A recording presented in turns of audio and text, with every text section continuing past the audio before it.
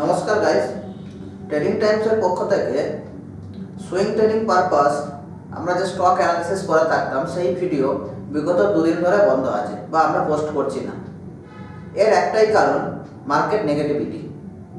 কারণ বর্তমান সময়ে যত পাওয়ারফুল সেটআপই অ্যাক্টিভ হোক না কেন, ওভারঅল মার্কেট যদি নেগেটিভ থাকে সেই ইম্প্যাক্ট সমস্ত স্টকে দেখা যাচ্ছে এবং তার ফলে সেই স্টকটি নেগেটিভের দিকে এগোচ্ছে।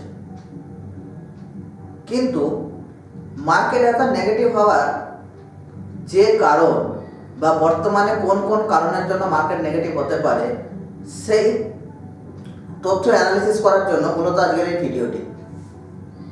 আজকের ভিডিওতে আমরা এটা জানার চেষ্টা করব যে মার্কেট বিগত কয়েকদিনে কোথা থেকে কোথায় এসেছে, এখন আমাদের কি করা উচিত এবং এর সাথে সাথে আগামী দিনে কি হতে চলেছে। এই প্রত্যেকটি পয়েন্ট আমাদের বিশ্লেষণ করতে হবে। প্রথম যে কারণটি হলো, সেটি আমরা নিফটি ডেইলি চার্ট ওপেন করলে বুঝতে পারবো, যেখানে নিফটি আমাদের 26 সেপ্টেম্বর, আজ চলছে আমাদের জানুয়ারির মিডিল অফ দ্য ফেজ, মানে 12-13 তারিখ চলছে। তো 26 সেপ্টেম্বর যেখানে নিফটির হাই লেভেল ছিল 26,200, সেখান থেকে নিফটি লো না গিয়েছে 14ই জানুয়ারি বা 13ই জানুয়ারি, যেটা আমাদের সর্বোচ্চ লো আছে সেটা হচ্ছে 23,100। তাহলে মার্কেট ওভারঅল যে পয়েন্টটা নিচে গেছে, আমরা যদি পরিষ্কার দেখতে পাচ্ছি এখানে যে 3,000 পয়েন্টের মার্কেট নেগেটিভিটি হয়েছে। এবং পার্সেন্টেজ ওয়াইজ যদি আমরা এটাকে বোঝার চেষ্টা করি, সেক্ষেত্রে আমরা এখানে দেখতে পাচ্ছি নিয়ার অ্যাবাউট 12% বা 12% মার্কেট ক্র্যাশ হয়েছে বা ডাউনফল গেছে বিগত 4 মাসে। এইবার যেখানে আমরা 4 মাসের নিফটির যে ডাটাকে মার্কেট সাপোর্ট নেওয়া উচিত ছিল সেইগুলো আমরা একটু অ্যানালিসিস করে দেখব। আমরা এখানে দুটি লাইন লাগিয়েছি, একটা হচ্ছে 15 ডেজ মুভিং অ্যাভারেজ এবং অপরটি হচ্ছে 200 days moving average. 15 days average হচ্ছে আমাদের শেষ 50টা ক্যান্ডেলের অ্যাভারেজকে বোঝায় এবং 200 ডেজ মুভিং অ্যাভারেজ হচ্ছে আমাদের 200 দিনের অ্যাভারেজকে বোঝায়। অলমোস্ট আমরা 1 বছরের যেটাকে অ্যাভারেজ হিসাবে মানি। তো এখানে আমরা দেখতে পাচ্ছি যেটা 50 ডেজ মুভিং অ্যাভারেজের নিচে কনস্ট্যান্ট মার্কেট চলছে এবং 200 ডেজের যে স্ট্রং সাপোর্ট সেটারও নিচে মার্কেট চলে এসছে। মানে লাগাতার 200 দিনের যে অ্যাভারেজ লাইন ছিল, স্ট্রং সাপোর্ট ছিল, সেটাও মার্কেট ব্রেক করে দিয়েছে। বর্তমানে মার্কেট দাঁড়িয়ে আছে 23,000 স্ট্রং সাপোর্টের কাছে। যদি মার্কেট এই জায়গায় যদি সাস্টেন করে যায় বা এখান থেকে কিছুটা র্যালি দেখায়, তো মার্কেট কিছুটা স্টেবল হওয়ার জায়গা থাকবে। যদি মার্কেট 23,000কে ব্রেক করে দেয়, তাহলে আগামী দিনে মার্কেট কিন্তু 22,000-এর দিকে আসতে বেশি সময় লাগাবে না। দ্বিতীয় যে কারণটি উঠে আসছে সেটি হচ্ছে ইউএসএ জব ডাটা অ্যানাউন্স করা হয়েছে, যে ডাটা খুবই স্ট্রং এসছে। তাহলে যদি ডাটা স্ট্রং আসে, সেক্ষেত্রে মার্কেট নেগেটিভিটি হওয়ার কোনো কারণ নেই। তাও মার্কেট কেন নেগেটিভ হচ্ছে, এর একটাই কারণ, ডাটা স্ট্রং এসছে, জব ডাটা স্ট্রং এসছে, এর ফলে রেড কাট পার্সেন্টেজ কমে গেছে। রেড কাট পার্সেন্টেজ কমে যাওয়ার ফলে মার্কেটে নেগেটিভিটি অনেকটাই বেড়ে গেছে।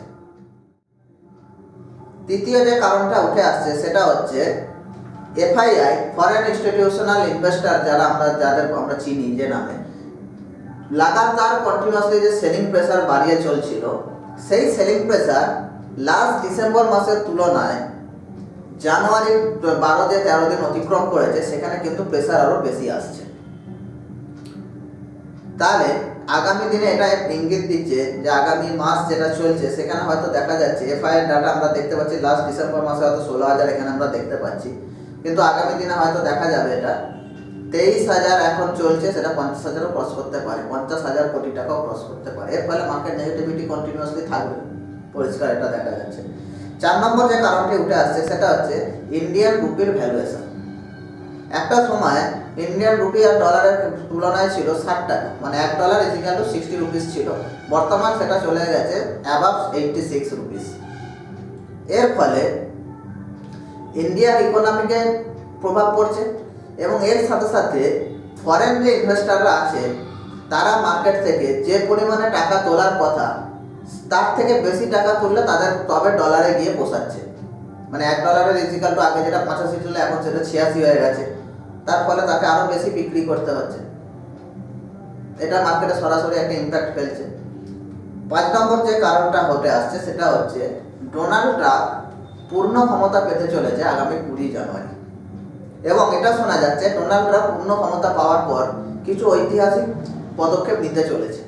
কানাডা এবং ফিনল্যান্ডের উপর প্রেসার ক্রিয়েট করা হবে, রাশিয়ার উপর অয়েলের যে ইম্প্যাক্ট সেটার প্রেসার ক্রিয়েট করা হবে, যার ফলে ইন্ডিয়াতে অটোমেটিক্যাল ইম্প্যাক্ট আসবে, কারণ ইন্ডিয়া রাশিয়া থেকে ইম্পোর্ট করে থাকে অয়েল। যদি রাশিয়াতে সেটা লাগু করে দেওয়া হয় তাহলে ইন্ডিয়াকে বেশি দামে অয়েল পারচেস করতে এবং সরাসরি সেটা কিন্তু মার্কেটে ইম্প্যাক্ট করবে। এর সাথে সাথে যেটা কারণ ঘটে আসছে সেটা হচ্ছে আমাদের রিসেন্টলি 1 ফেব্রুয়ারি বাজেট আসছে এবং অনেক বড় বড় ইনভেস্টাররা থাকে যারা এই 13-14 দিনের রিস্ক নিতে চায় না। তারা আফটার বাজেটে যখন কোনো ভালো কিছু অ্যানাউন্সমেন্ট হবে তারপর তারা কি করে, ফ্রেশ এন্ট্রি বা ফ্রেশ ইনভেস্ট করে থাকে। এর ফলে মার্কেটে বাইং প্রেসার কম হচ্ছে, এফআইআর তুলনায় বাইং প্রেসার অনেকটাই কম হচ্ছে। তো এত কিছু কারণ আমাদের সামনে উঠে আসছে যেগুলো আমি আপনাদের সামনে বিস্তারিত রাখার চেষ্টা করলাম, ব্যাখ্যা দেওয়ার চেষ্টা করলাম যে কি কি কারণে মার্কেটে ধীরে ধীরে মার্কেট কেন নিচের দিকে যেতে চলেছে। এইবার মার্কেট যে এত নিচে যাচ্ছে এখানে আমাদের কি করা উচিত সেটা নিয়ে আমরা আলোচনা করব। কি করা উচিত বলতে, যারা লং টার্ম পারপাসে ইনভেস্ট করেছেন তাদের প্যানিক হওয়ার কোনো দরকার নেই, কারণ মার্কেটে যখন আপনি 5 বছর 10 বছরের জন্য লং টার্ম করছেন সেক্ষেত্রে মার্কেট কন্টিনিউয়াসলি আপনার উপরে কন্টিনিউয়াসলি মার্কেট কিন্তু উপরে র্যালি দেখাবে না, মার্কেট এরকম কারেকশন করতে করতেই উপরে যাবে। সেক্ষেত্রে আপনাদের প্যানিক হওয়ার কোনো দরকার নেই। যারা সুইং ট্রেডিং বা শর্ট টার্ম ট্রেডিং করছেন সেখানে হয়তো আপনার পোর্টফোলিও রেট হচ্ছে, তাদের আমি বলবো আপনার বাজেট তারা যেন ট্রেডে মনোযোগ দেয়, অথবা বর্তমানে যে পজিশন সাইজ নিয়ে ট্রেডিং করছে সেই সাইজকে যেন ছোট করে ফেলে। যদি আপনি এই সময় বড় পজিশন সাইজ ইউজ করেন, দেখা গেল মার্কেট নেগেটিভিটির কারণে আপনি হয়তো একটা বড় লস কনভার্ট করলেন, আপনার হয়তো একটা বড় লসে কনভার্ট হয়ে গেল, সেটা আপনি হয়তো ফার্দার সেটাকে রিকভার করার মতো হয়তো জায়গায় নাও আসতে পারে। তাই আমি সাজেস্ট করব আফটার বাজেট 1 ফেব্রুয়ারি বা সেই সপ্তাহে ছেড়ে দিয়ে ট্রেড প্ল্যান করুন, অথবা পজিশন সাইজকে কিছুটা হলেও কমিয়ে দিন। তো আজকের ভিডিওতে আমরা পুরোটাই আলোচনা করলাম যে কারণে মার্কেট নিচে যাচ্ছে এবং আমাদের কি কি করা উচিত। যদি ভিডিও থেকে উপকৃত হন অবশ্যই লাইক করবেন, কমেন্ট করে জানাবেন আপনাদের পোর্টফোলিও এখন কোন পর্যায়ে আছে। তো থ্যাংক ইউ গাইস, দেখা হচ্ছে পরবর্তী ভিডিও।